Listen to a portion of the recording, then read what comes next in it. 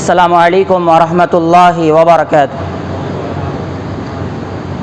اشہد ان لا الہ الا اللہ واشہد ان محمدا عبدہ ورسولہ، اما بعد، قال اللہ تبارک وتعالی وَأَنَّ الْمَسَاجِدَ لِلَّهِ فَلَا تَدْعُوا مَعَ اللَّهِ أَحَدًا رَبِّ زِدْنِی عِلْمًا۔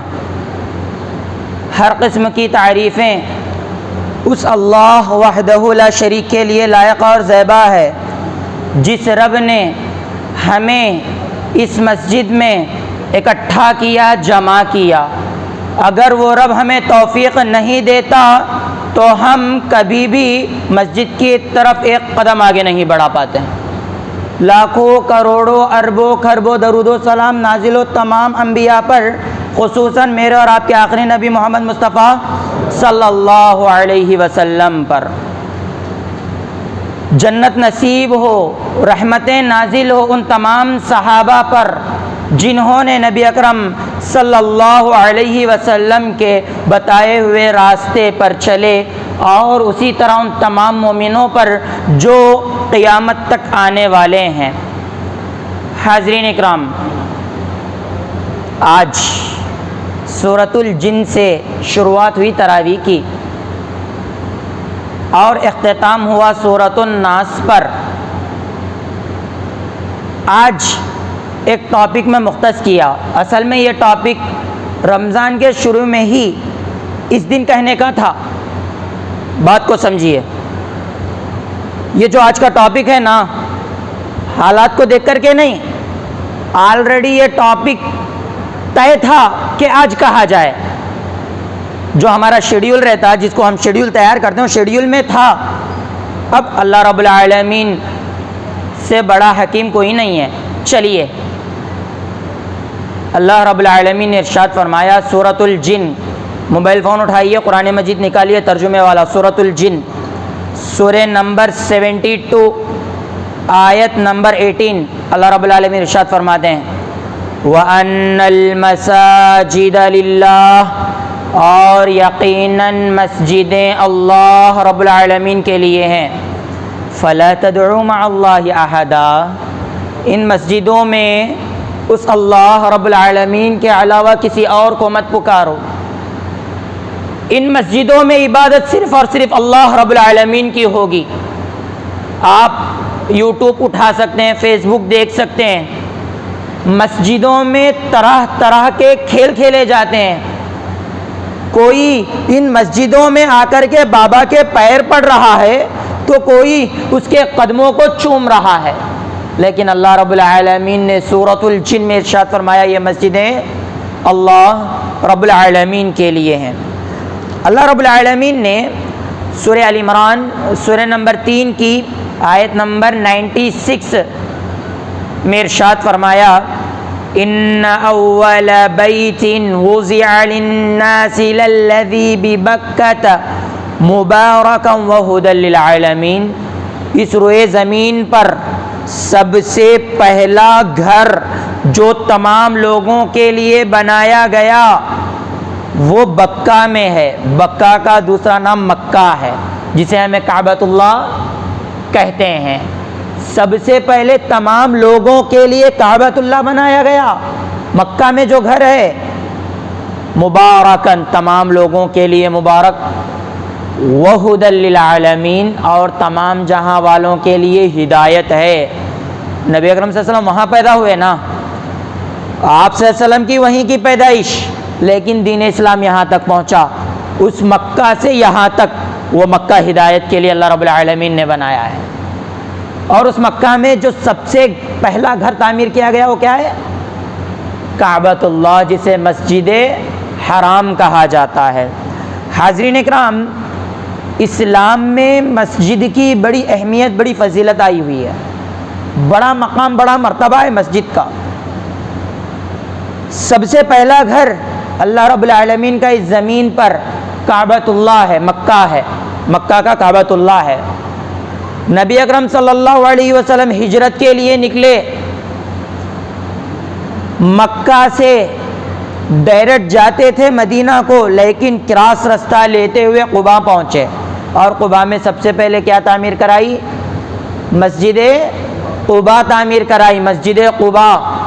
امید کرتا ہوں کہ اس گدوال میں بھی مسجد قباء اہل حدیث تعمیر ہو، نبی اکرم صلی اللہ علیہ وسلم پہلی مسجد تعمیر کرے، جمعہ کا خطبہ دیے، اس کے بعد پھر سفر ہوتا ہے، مکہ پہنچتے ہیں، مکہ پہنچتے ہیں، اونٹنی کو چھوڑتے ہیں، اونٹنی کہہ دیا جاتا ہے کہ جہاں اونٹنی بیٹھے گی وہیں پر مسجد تعمیر کی جائے گی۔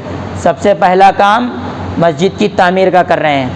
مدینہ میں آئے، مسجد کے لیے اونٹنی اس جگہ پر بیٹھی جو یتیم بچوں کی تھی جگہ، یتیم بچے تھے، نبی اکرم صلی اللہ علیہ وسلم اس زمین کا ہدیہ ادا کرنے والے تھے، لیکن مکہ یہ جو یتیم بچے ہیں کہتے ہیں نہیں ہم یہ اللہ کی راہ میں دینا چاہ رہے، لیکن نبی اکرم صلی اللہ علیہ وسلم قبول نہیں کرتے، باقاعدہ اس کا ہدیہ ادا کرتے ہیں، اس کے پیسے دے کر کے مسجد بناتے ہیں، اور اس مسجد کو ہم کیا کہتے ہیں؟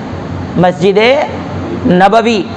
یہی وہ مسجد ہے جس میں ثمامہ بن اسال اسلام قبول کرتے ہیں، یہی وہ مسجد ہے جس میں نجران کا قافلہ آ کر کے نبی اکرم صلی اللہ علیہ وسلم سے بحث و مباحثہ کرتا ہے، لیکن مسجد میں چیخ پکارے نہیں ہوتے۔ یہی وہ کعبۃ اللہ تھا جس میں نبی اکرم صلی اللہ علیہ وسلم نے کہا جو کعبۃ اللہ کو چلا جائے گا اس کی چادر تھام لے گا اس کو معاف کر دیا جائے گا۔ یہ مسجد کی عظمت ہے، یہ وہ مسجدیں ہیں نبی اکرم صلی اللہ علیہ وسلم اس کی صفائی اپنے ہاتھوں سے کیا کرتے تھے۔ کیا دیکھا نہیں نیٹ یا پھر بلغم لگا ہوا تھا، نبی اکرم صلی اللہ علیہ وسلم اپنے ہاتھ سے صاف کرتے ہیں۔ کیا آج کوئی مؤذن کے علاوہ آ کر کے مسجد صاف کرتا ہے؟ سوال کر رہا ہوں، چاہے وہ جوان ہو، چاہے وہ بچے ہوں، چاہے وہ بڑے ہوں، نہیں، ہمارا مطلب آئے نماز پڑھے، اگر کچھ خرابی دکھی دوسروں پر انگلی اٹھائے چلے گئے۔ ہو سکتا ہے میں آپ کو لگ رہا ہو کہ میں جوش میں کہہ رہا ہوں، نہیں، میں بڑے درد سے کہہ رہا ہوں۔ مسجدوں کی حالت بہت گری ہوئی ہے آج کے دور میں، کیونکہ یہ مسلمان جو مسجدوں کے حفاظت کرنے والے ہیں، یہی مسلمان ان مسجدوں کے تعلق سے بے اطمینانی پھیلا رہے ہیں، بے اطمینانی پھیلا رہے ہیں۔ تو اللہ رب العالمین نے اس دنیا میں سب سے پہلے مسجد تعمیر کروائی، مسجد تعمیر کروائی، اور نبی اکرم صلی اللہ علیہ وسلم ہجرت کے سفر میں مسجد تعمیر کراتے ہیں، مسجد قباء، اور مدینہ پہنچتے ہیں تو مدینہ میں بھی تعمیر کروا رہے ہیں مسجد نبوی۔ حاضرین اکرام، مسجدوں کو کون آباد کرتے ہیں؟ آپ کا، ہمارا، آج کے دور کا خیال کیا ہے؟ جس کے پاس زیادہ پراپرٹی ہو مسجد کو آباد کراتا ہے۔ صحیح ہے غلط ہے؟ جس کے پاس زیادہ طاقت ہو وہ مسجد کو آباد کرتا۔ صحیح ہے؟ آج یہ ذہن ہے نا، لیکن اللہ رب العالمین ان تمام باتوں کا انکار کرتے ہیں۔ دلیل چاہتے ہو؟ آئیے قرآن مجید کھولیے، سورہ توبہ اٹھائیے، سورہ نمبر 9 ہے، باقاعدہ اٹھا کر کے دیکھیے، آیت نمبر 18 ہے۔ اللہ رب العالمین ارشاد فرماتے ہیں انما یعمر مساجد اللہ، یقیناً اللہ کی مسجدوں کو وہ آباد کرتے ہیں، وہ مسجدوں کو آباد کرتے ہیں کون؟ من آمن باللہ، جو اللہ پر ایمان لائے، والیوم الآخر، آخرت کے دن پر ایمان لائے، واقام الصلاۃ، اور نماز کو قائم کیے، وآت الزکاۃ، اور زکوٰۃ دیتے ہیں، ولم یخشا الا اللہ، اور انہیں اللہ کے علاوہ کسی اور کا ڈر نہیں ہوتا۔ کتنے قسم، کتنے اوصاف گنائے گئے؟ 5 اوصاف گنائے گئے۔ یہی وہ لوگ ہیں جو اللہ پر ایمان لاتے ہیں۔ یہ ایمان لانے والے، ایمان لانے کے بعد آخرت کے دن کے اوپر بھی اللہ پر ایمان لانے والے، آخرت کے دن پر ایمان لانے والے، نماز کو قائم کرنے والے، 5 وقتہ نمازیں جماعت کے ساتھ مسجد میں حاضر ہو کر کے جو ادا کرتے ہیں، اور زکوٰۃ ادا کرتے ہیں، اور اللہ کے علاوہ کسی اور سے نہیں ڈرتے، یہ لوگ 5 کوانٹیٹیز ہے تو مسجد آباد ہے، وگرنہ مسجدیں آباد نہیں ہوں گی۔ ہم مسلمانوں کا مسئلہ کیا ہے؟ ایک بابری مسجد کیا غیر توڑ دیے، ہم نے لاکھوں کروڑوں کا پیسہ اس پر خرچ کر دیا، ایک بابری مسجد کیا ٹوٹ گئی، ہم نے اس کو بلیک ڈے بنا دے کر کے منانے لگے؟ کیا ایک بابری مسجد ٹوٹ گئی ہم چیختے چلاتے روڈوں پر ریالیاں نکالتے رہ گئے، لیکن جو اپنے محلے کی مسجد ہے اس کے تعلق سے ادب و احترام ہم نہیں سیکھے؟ اس مسجد میں آ کر کے فجر کی نمازیں ادا کرنا، عشاء کی نمازیں ادا کرنا، اس مسجد کا اچھا برا خیال کرنا، ہم نے یہ نہیں سیکھا۔ آج ہماری اتنی بری حالت ہے۔ ارے حالت تو اتنی غیر گزری ہے، چلو غیر مسجد توڑتا ہے اس لیے کیونکہ اسے اسلام نہیں پتا، اسے مسجد کا مقام نہیں پتا، اسے اللہ رسول اللہ نہیں پتا، وہ اس وجہ سے توڑتا ہے، بات الگ ہے۔ خود مسلمان اپنے مسلمان بھائیوں کی مسجد توڑتے ہیں صرف مسلک کے الگ ہونے کی وجہ سے۔ آج مسلمانوں کی اتنی بری حالت، اور نبی اکرم صلی اللہ علیہ وسلم اسی مسجد کے ذریعے کئی ایک کام کیا کرتے تھے۔ کیا اس وقت پہ ہم روئیں نہیں تو کیا کریں؟ کیا یہ آپ خود اپنے دلوں پر ہاتھ رکھ کر کے کہیں، کیا مسجدوں میں آواز بلند کی جا سکتی ہے؟ اگر بلند کی جائے گی تو صرف توحید کی آواز بلند کی جائے گی، رسول اکرم صلی اللہ علیہ وسلم کا نام بلند کیا جائے گا۔ اگر میں چاہتا تو نام گن کر کہتا کہ کس مسجد میں کیا لڑائی ہوئی ہے، لیکن اس طریقے سے کہنے سے چپ نفرتیں پیدا ہوتی ہیں۔ ہر علاقے میں یہ مسئلہ ہے۔ یہ مسجدیں اس لیے نہیں ہیں کہ ہم ان مسجدوں میں لڑیں، ان مسجدوں میں ہم ایک دوسرے پر کچھ فتوے لگائیں، نہیں ہے، یہ مسجدیں عبادت کرنے کے لیے، کیونکہ اللہ رب العالمین کہتے ہیں وَأَنَّ الْمَسَاجِدَ لِلَّهِ فَلَا تَدْعُوا مَعَ اللَّهِ أَحَدًا۔ حاضرین اکرام، آپ جانتے ہیں مسجد کی کتنی بڑی فضیلت بتلائی گئی، کتنا بڑا مقام بتلایا گیا ہے۔ اسلام کے تیسرے خلیفہ، مسلمانوں کے تیسرے خلیفہ کون ہیں؟ مسلمانوں کے تیسرے خلیفہ کون ہیں؟ عثمان بن عفان ہیں، نبی اکرم صلی اللہ علیہ وسلم کے داماد ہیں عثمان بن عفان، ان سے روایت مروی ہے، صحیح بخاری کتاب الصلاۃ میں ہے، حدیث نمبر 450 ہے۔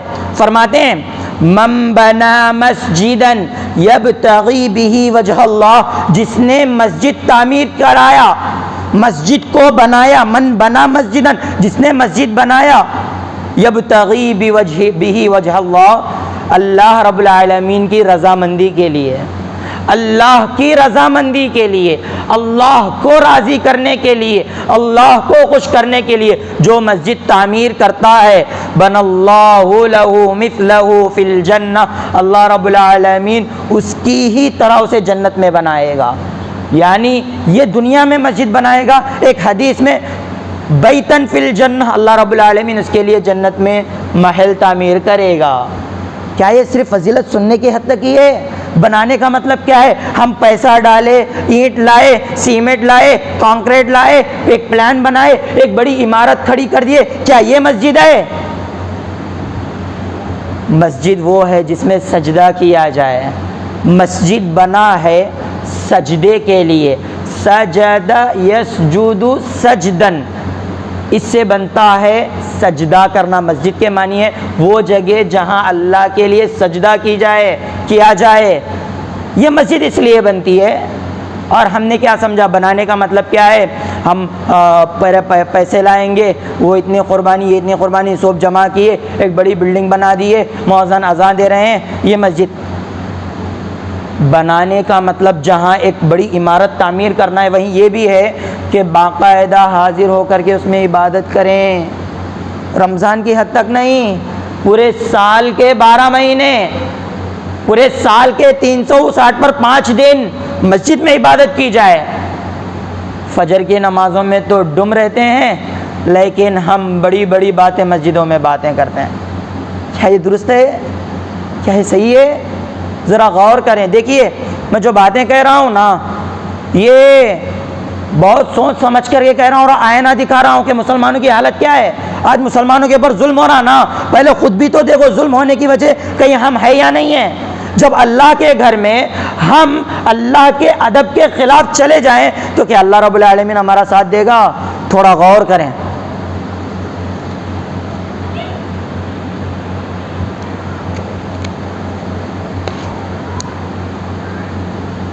نبی اکرم صلی اللہ علیہ وسلم نے ارشاد فرمایا، قیامت کا وقت ہے، دھوپ ہی دھوپ ہے، کیا ہے؟ سایہ نہیں ہے، سایہ نہیں ہے۔ حدیث میں بتلایا گیا ہے کہ بعض کا پسینہ اس کے ٹخنوں تک ہوگا، بعض کا اس کی پنڈلی تک، بعض کا کمر تک، بعض کا پسینے میں ڈوب بھی گیا ہوگا، اس کے گناہ کے اعتبار سے پسینہ ہوگا۔ جی ہوگا نا۔ اب انسان سایہ تو تلاش کرے گا نا۔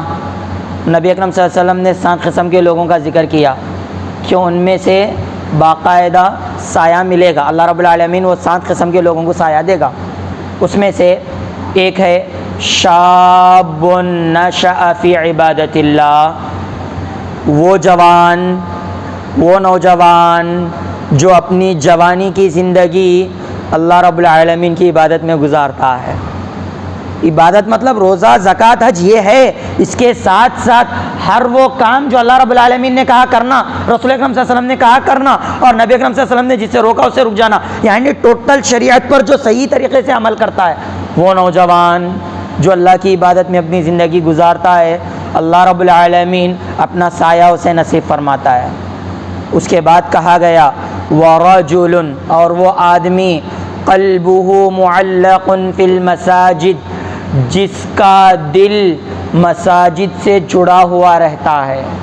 فجر پڑا لیکن اس کی پوری فکر ظہر کی تلاش میں رہتی، ظہر کے لیے رہتی کہ اب ظہر کا وقت ہوگا تو میں فوراً ظہر میں مسجد میں داخل ہو جاؤں گا۔ اسے جب بھی فری وقت ملتا ہے، جب بھی موقع ملتا ہے، وہ مسجد میں آ کر کے اپنا وقت گزارتا ہے۔ وہ آدمی ہے، ادھر جوان نہیں کہا گیا، بوڑھا نہیں کہا گیا، بچہ نہیں کہا گیا، رجلن کہا گیا۔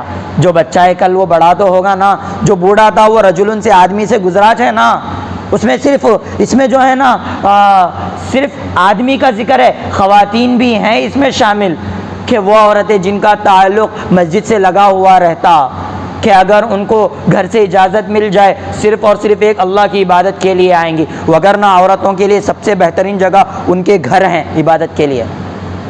تو حاضرین اکرام، وہ آدمی جس کا دل مسجد سے جڑا ہوا رہتا، لگا ہوا رہتا۔ ابو ہریرہ رضی اللہ عنہ آئے، بازار میں تھے، آئے، آ کر کے کہا میراث بٹ رہی ہے مسجد نبوی میں، میراث بٹ رہی ہے۔ میراث جانتے ہیں نا، تیلگو میں کیا بولتے ہیں میراث کو؟ پراپرٹی، میراث تقسیم ہو رہی ہے، آؤ بھائی مسجد میں تقسیم ہو رہی، جو بھی تھے میراث تقسیم ہو رہی بھائی، فوراً بھاگے مسجد کو۔ طبرانی کی حدیث ہے، امام البانی رحمہ اللہ نے صحیح حسن قرار دیا ہے۔ مسجد میں جا کر کے دیکھے تو کوئی نماز پڑھ رہا، کوئی قرآن پڑھ رہا، کوئی دعا کر رہا، آئے ابو ہریرہ رضی اللہ عنہ سے کہا اے ابو ہریرہ، تم نے کہا کہ مسجد میں میراث بڑھ رہی ہے، ہم نے جا کر کے دیکھا وہاں کچھ میراث نہیں بڑھ رہی ہے۔ تب ابو ہریرہ رضی اللہ عنہ فرماتے ہیں کہ کیا نبی اکرم صلی اللہ علیہ وسلم کی وہ حدیث نہیں سنی کہ انبیاء علیہ الصلاۃ والسلام اپنی میراث میں مال دینار درہم نہیں چھوڑ کر کے جاتے بلکہ علم چھوڑ کر کے جاتے ہیں، اور مساجد میں علم ہی تو ملتا ہے۔ تمام لوگوں سے میں سوال کرتا ہوں، کیا مسجد سے ہم علم حاصل کر رہے ہیں؟ رمضان کو چھوڑ کر کے کہیے، ہم اپنی مسجدوں کو علم کے لیے نہیں رکھیں، ہم اپنی مسجدوں سے علم حاصل کرنا یا پھر خدمت خلق کرنا اس کے لیے نہیں رکھیں، بلکہ ایک دوسرے کو جتانے کے لیے رکھیں۔ یہ غلط بات ہے، یہ سراسر غلط ہے۔ نہیں، اسلام اس کا حکم نہیں دیتا۔ نبی اکرم صلی اللہ علیہ وسلم نے بھی مسجد نبوی بنائی تو اس مسجد نبوی کے ساتھ کتنے لوگوں کا بھلا ہوا۔ ارے علی رضی اللہ عنہ گھر میں کچھ بحث ہو گئی، آ کر کے مسجد نبوی میں آرام کر رہے ہیں۔ سبحان اللہ، یہ مسجدیں اس لیے ہوتی ہیں کہ مسجدوں میں امن برقرار رہے، مسجدوں میں سکون رہے۔ حاضرین اکرام، مسجد نبوی، مسجد قباء، مسجد اقصی، یہ جو تمام مساجد بنائے گئے ہیں نا، لوگوں کو ہدایت پہنچانے کے لیے بنائے گئے ہیں۔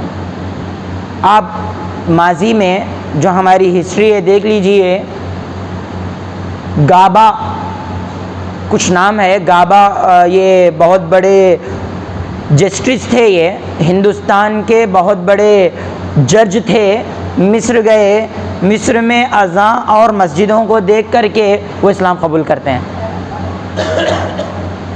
اسلام کرتے ہیں۔ کمہار گابا ہے وہ، اسلام صرف اس وجہ سے قبول کرتے ہیں کہ انہوں نے مسجد میں دیکھا، وہ اپنے تاثرات لکھتے ہیں، انہوں نے مسجد میں دیکھا کہ ایک غریب ہے، ایک امیر ہے، لیکن ایک صف میں آ کر کے کھڑا ہے، ایک بچہ ہے، ایک بوڑھا ہے، لیکن ایک صف میں آ کر کے کھڑا ہے، ہر کوئی ایک ہی نل سے وضو کر رہا ہے، بڑے صفائی کے ساتھ مسجد میں آیا ہے اور مسجد میں آ کر کے اس اللہ رب العالمین کی عبادت کر رہا ہے۔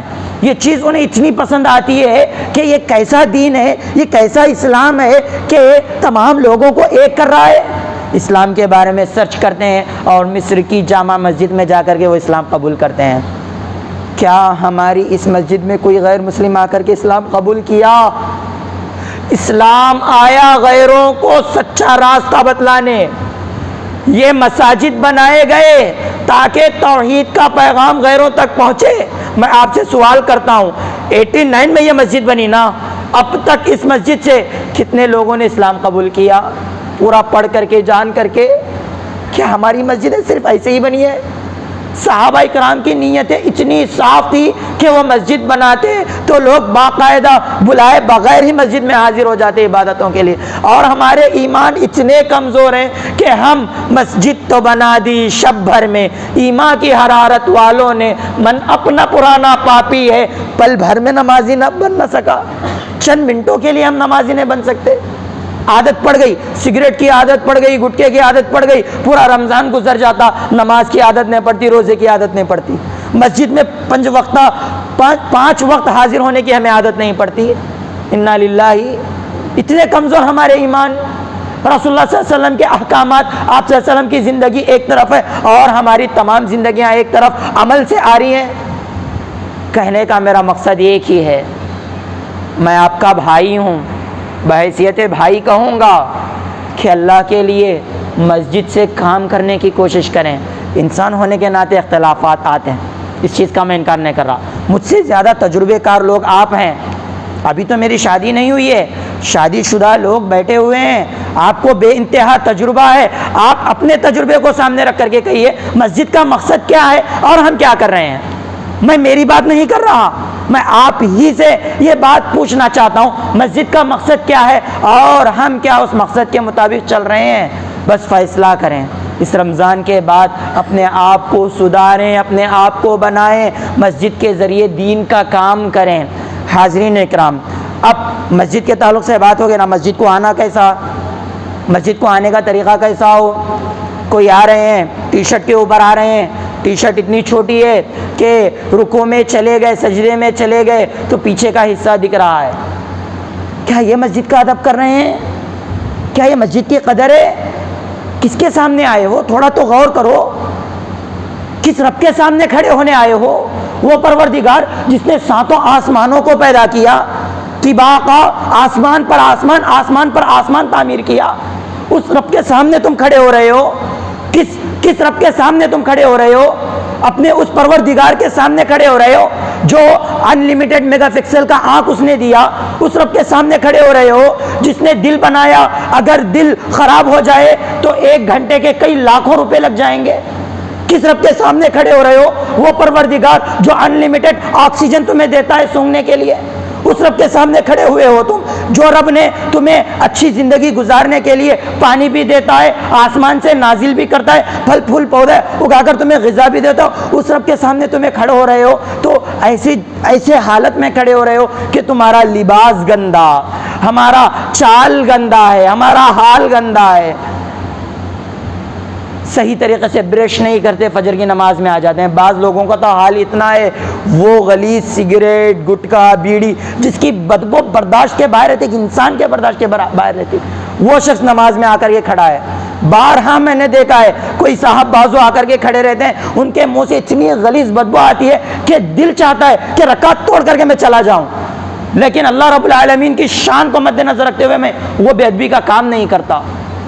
ایک انسان کو اتنی تکلیف ہو رہی ہے تو سوچو وہ فرشتے جو پاک پاکیز ہیں ان کو کتنی تکلیف ہوگی، کیونکہ اللہ رب العالمین نے باقاعدہ سورہ نمبر 7 سورہ اعراف ہے، اٹھا کر کے دیکھ سکتے ہیں، آیت نمبر 31 ہے، اللہ رب العالمین فرماتے ہیں خذوا زینتکم عند کل مسجد، جب مسجد کو آ رہے ہو زینت اختیار کرو۔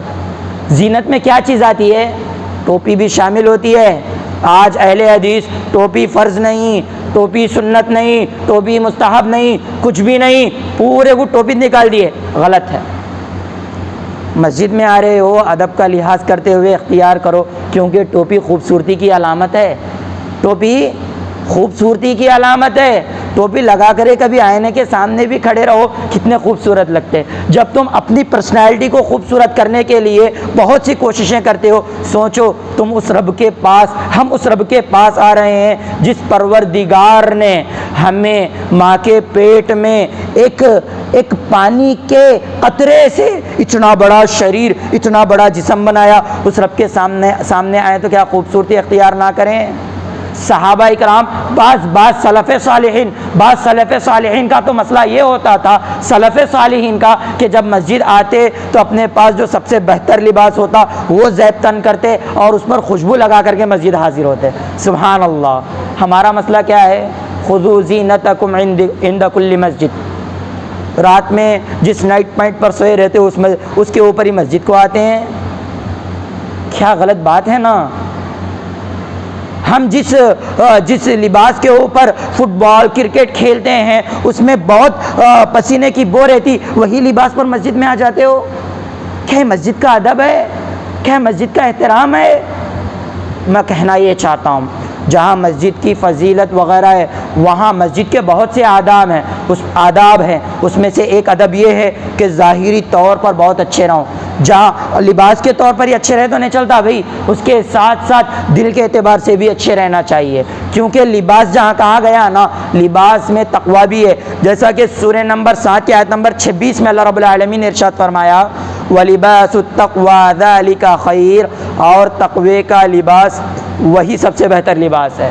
اور تقوی کا تعلق دل سے ہے، تقوی کا تعلق خشیت کا تعلق، وجلت کا تعلق، ڈر کا تعلق دل سے ہے۔ کیا ہمارے دلوں میں واقعی ڈر ہے؟ جواب دینے کی ضرورت نہیں، آئینے کے سامنے کھڑے ہوں، پریکٹیکل کر کے دیکھیں، آئینے کے سامنے کھڑے ہوں، آئینے میں جو آپ کا نقش دکھے گا نا، اس نقش میں موجود آنکھیں جو رہیں گی نا آپ کی، اس میں دیکھ کر کے بولو کیا تجھ میں اللہ کا ڈر ہے؟ دیکھیے آپ کے دل سے کیا جواب آتا ہے۔ جب مسجد کو آئیں ادب و احترام کے ساتھ آئیں، بچوں کو آداب سکھلائیں، بچوں کا زیادہ خیال رکھیں، کیونکہ عام طور پر بچے مسجدوں میں آواز کرتے ہیں، کیونکہ وہ بچے ہیں، بچوں کی عادت ہے۔ تو لہٰذا میں اپنی بات کو ختم کرتے ہوئے بس آپ کو یہی کہنا چاہتا ہوں، دیکھیے میں جو بھی باتیں کہا نا دلائل کی روشنی میں کہا، کوئی یہ نہ سمجھے کہ اچھا ان کو بول رہے ہیں ان کو استغفر اللہ و اتوب الیہ لا حول ولا قوۃ الا باللہ۔ یہ ممبر، یہ قرآن اور یہ جو مائک مجھے دیا گیا ہے نا، یہ اللہ کی جانب سے امانت ہے۔ کس کی؟ اگر اس قسم کا تھوڑا بھی شائبہ میرے دل میں آئے گا، آپ پکڑیں یا نہ پکڑیں، آپ ماریں یا نہ ماریں، آپ برا کہیں یا نہ کہیں، جہنم کی آگ میرے انتظار میں رہے گی۔ یہ دنیا کیا ہے؟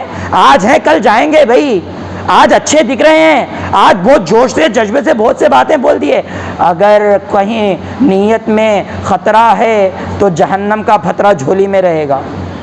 بس کہنے کا مقصد یہ ہے کہ یہ جو امانت ہے، اس امانت کو مد نظر رکھتے ہوئے میں کہتا ہوں مسجدوں سے دین کا کام کرنے کی کوشش کریں، مسجدوں سے قرآن اور حدیث کا کام کرنے کی کوشش کریں، جہاں غلط فہمیاں بڑھتی ہوں وہاں کوشش کریں استغفار کر کے چھوڑ دیں، بڑا دل کر دیں، بس بڑا دل کرنے کی عادت ڈالو، کیونکہ نبی اکرم صلی اللہ علیہ وسلم کی وہ صفت ہم نے پچھلی تفسیر میں سنی تھی نا، واعفو، معاف کرتے تھے نبی اکرم صلی اللہ علیہ وسلم، عفو کرتے تھے نبی اکرم صلی اللہ علیہ وسلم، کسی کو پکڑا لیتے نہیں تھے نبی اکرم صلی اللہ علیہ وسلم۔ بس سورۃ النصر کے تعلق سے بھی کہنا چاہتا تھا لیکن وقت بہت زیادہ ہو رہا ہے۔ آخر میں آج الحمدللہ تراویح میں قرآن مجید مکمل ہوا، الحمدللہ۔ اللہ سے دعا کرتے ہیں کہ اللہ ہم نے جو ٹھہر کر کے سنا، سمجھ میں تو نہیں آیا یہ تو بات پکی ہے، لیکن جتنا بھی ہم ٹھہر کر کے سنے اللہ قبول فرما۔ اللہ مسجدوں کی قدر، مسجدوں کی فضیلت سمجھ کر کے اس کے مطابق زندگی گزارنے والا بنا۔ اللہ ہماری نیتوں کو صاف فرما، اللہ ہمارے دلوں کو صاف فرما، اللہ ایک دوسرے پر کفر کے فتوے لگانے سے ہماری حفاظت فرما۔ اللہ مسجدوں میں 5 وقتہ طور پر رمضان کے بعد بھی حاضر ہو کر کے نماز ادا کرنے کی توفیق عطا فرما۔ اللہ قرآن اور حدیث کے مطابق ہمیں زندگی گزارنے والا بنا۔ آخر میں اللہ سے دعا ہے کہ اللہ رب العالمین ہمیں قرآن اور حدیث پر عمل کرنے والا بنا، آمین۔ جہنم کے عذاب سے بچا، قبر کے عذابات سے بچا، آمین۔ وآخر دعوانا ان الحمد للہ رب العالمین، والسلام علیکم ورحمۃ اللہ وبرکاتہ۔